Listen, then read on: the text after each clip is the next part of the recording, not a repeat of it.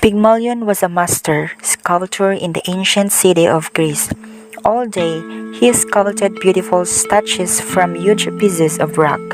In fact, his creations were so wonderful that whoever saw them were mesmerized by their sheer artistic beauty and exact finish. Pygmalion himself was a fine and handsome young man. He was liked by all men and women. Many women loved him for his great skill and looks, but Pygmalion never paid attention to any of these women. He saw so much to blame in women that he came at last to abhor the sex and resolved to live unmarried. He was a sculptor, and with wonderful skill, he sculpted a beautiful ivory statue, which was so lifelike that it was difficult to believe that it was lifeless at the first glance.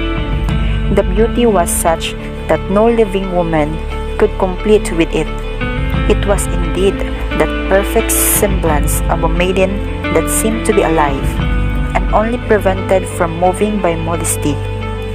His art was so perfect that it concealed itself by its product looked like the workmanship of nature.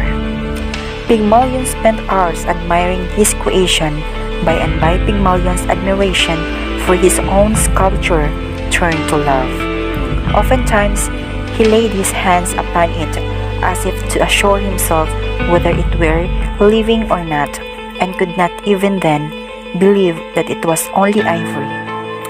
He carries it and gave it such presents as young girls love, bright shells and polished stones, little birds and flowers of various hues, beads and amber.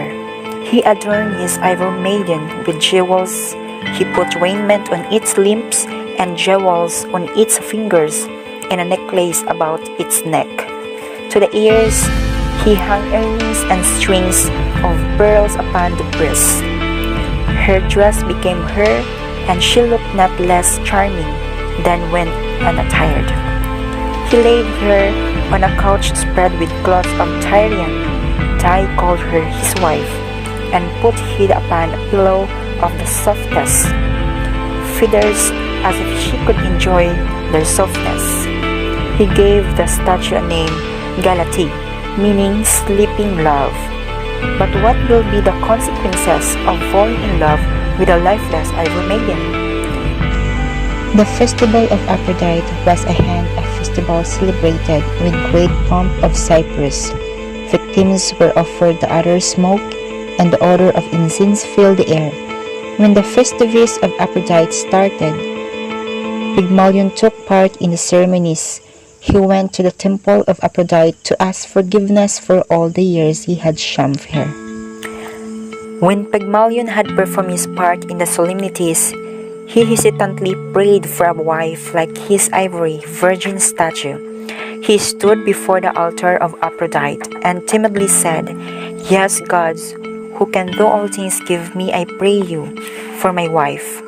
He dared not utter "my ivory virgin," but said instead, "one like my ivory virgin." But goddess Aphrodite understood what the poor man was trying to say. She was curious, how can a man love a lifeless thing so much? Was it so beautiful that Pygmalion fell in love with his own creation? So she visited the studio of the sculptor while he was away. What she saw greatly amazed her, for the sculpture had a perfect likeness to her. In fact, it would not have been wrong to say that the sculpture was so image of Aphrodite herself. Goddess Aphrodite was charmed by Pygmalion's creation. She brought the statue to life.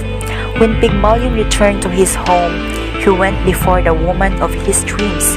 He looked at her lovingly with a lover's ardor. It seemed to him that Galatea was looking at her lovingly too. For a moment, it seemed to Pygmalion that it was just a figment of his imagination. He rubbed his eyes and looked again, but no, there was no mistake this time. Galatea was smiling at him. He laid his hand upon the limbs. The ivory felt soft to his touch and yielded to his fingers like the wax of Hymettus. It seemed to be warm.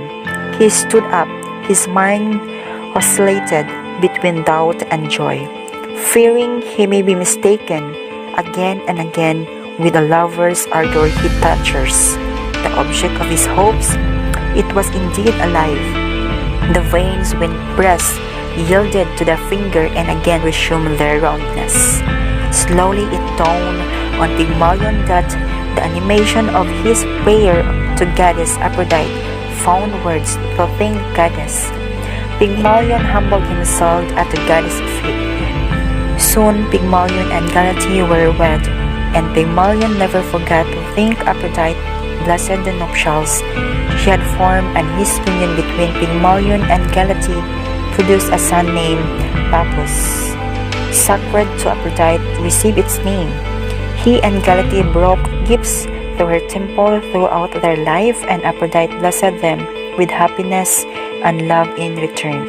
Trusting God with all your heart is the best way to make your dream come true. Prayer is the best charm to see impossibility.